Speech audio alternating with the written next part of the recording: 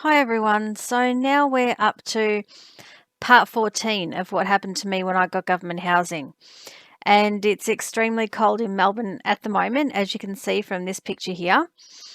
And so in this video, I'm going to go over the incidents that occurred quickly because I want to get to my court hearings and other aspects of what happened.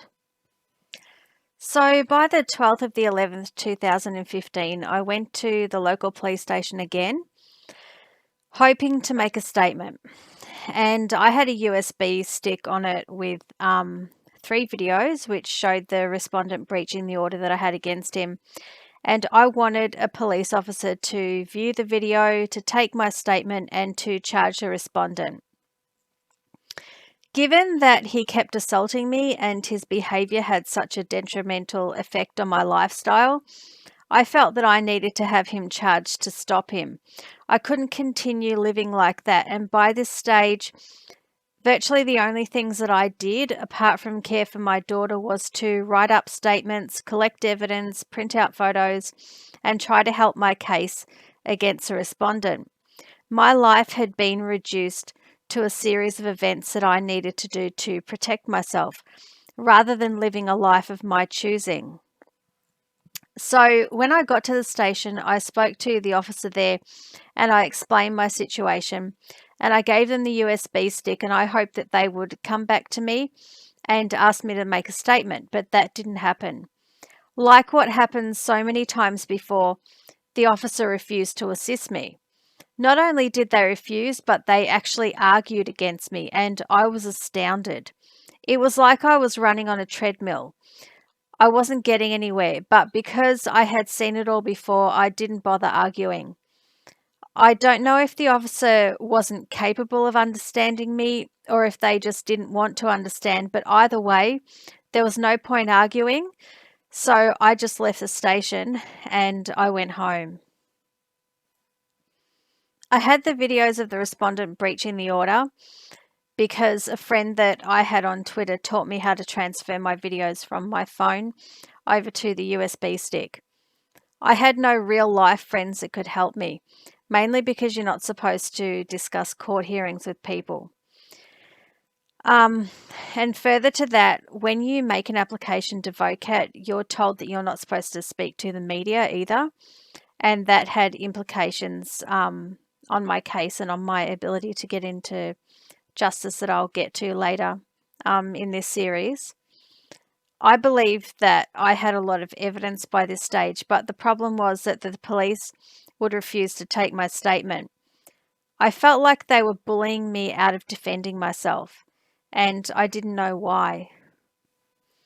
So on the 18th of the 11th, 2015, there was another incident where the respondent rode a bike across my path as I tried to enter my block of units.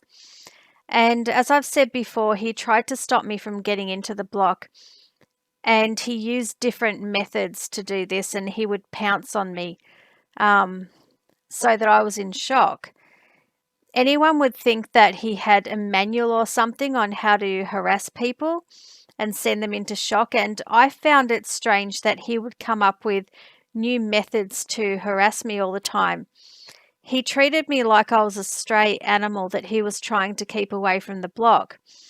There was something about me living in that unit that the respondent didn't like, and I never found out what that was.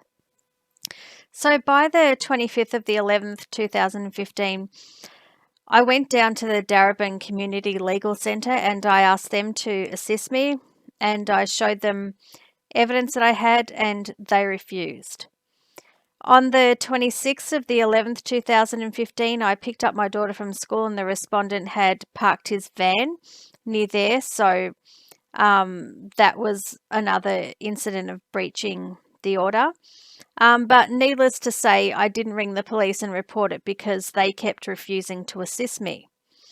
On the 30th of the 1st, 2016, the respondent verbally abused me in front of my daughter when we tried to get out our front door.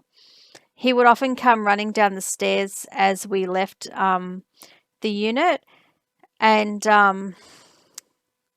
if I was able to, I would just go back inside. So on the 31st of the 1st, 2016, my daughter was outside playing and then she came running inside because the respondent had scared her by looking down at her from his window, which overlooks my backyard. Obviously, I didn't feel comfortable with her playing in the backyard after that, but by the same token, she was a kid and she needed to do that. But then again, on the 5th of the 3rd, 2016, I went out my front door to go to the laundry in the block, which is basically opposite my front door. And the respondent came running down the stairs again and verbally abused me and also threatened me. I don't know how he knew that I was outside my unit, but he would often pounce on me as I got out my front door. And it happened over and over and over again. Then on the 7th of the 3rd, 2016, I was walking down the street and the respondent drove past me in his van and yelled at me and verbally abused me again. Then on the 8th of the 3rd, 2016, I received a letter from the Melbourne Magistrates Court, but it was actually addressed to the respondent. So I marked it as return to sender and I sent it back to them. I believe that the respondent was giving out my address as his own, but I don't know why the police and the courts let him get away with it. I would have thought that they would check their facts. Then on the 9th of the 3rd, 2016, I was in my backyard with my daughter when the respondent yelled abuse at us from his window, which overlooks my backyard. So this was all still going on after everything else that I'd been through. Him throwing a punch at me and the police refusing to help me and yell at me and arguing with me after all this time. And then on the 15th of the 3rd, 2016, I went down to my local Aldi store just to buy food, which was obviously a normal daily activity for me.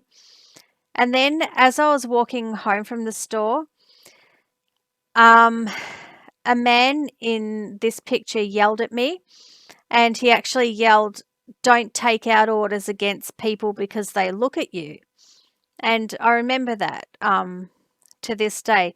And the thing is that I had never seen that man before. I didn't recognize him, and I don't know who he was. And I also don't know what he was talking about.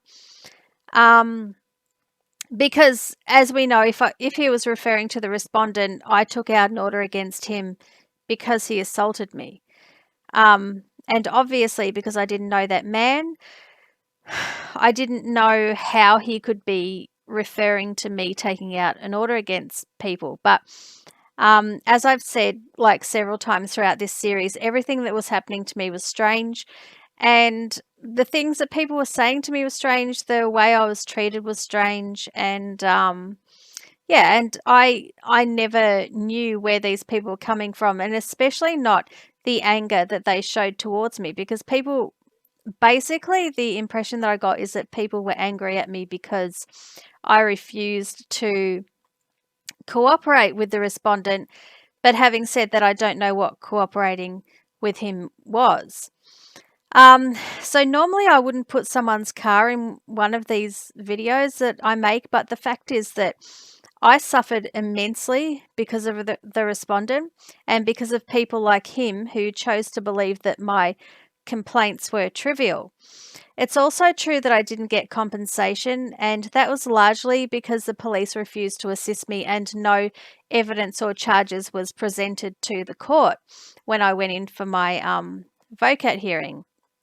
So I think I have a right to tell people the truth, and I'd like everyone to know how I was judged and what was happening to me. As I've said before, the whole situation was strange, but what was becoming clear was that it was a gang thing, or at least that's how it felt. You know, that's how I believe it was, because there was me at the receiving end of all this abuse, and then there was a whole group of people who I didn't know and had nothing to do with, who all seemed to have the same attitude and all seemed to agree that what was happening to me was somehow justified, and they seemed to be helping it to continue. That's basically the simplest way I can put it. And it also seemed to me that the attitude of the respondent was basically the same as the attitude of the police. I should just be shooed away. The respondent would shoo me away from the block in the same way that the police shooed me away from the police station when I went down there to try to make a statement. People thought I was exaggerating what was happening to me, like this man who stupidly believed that I took out an order against someone because of the way they looked at me.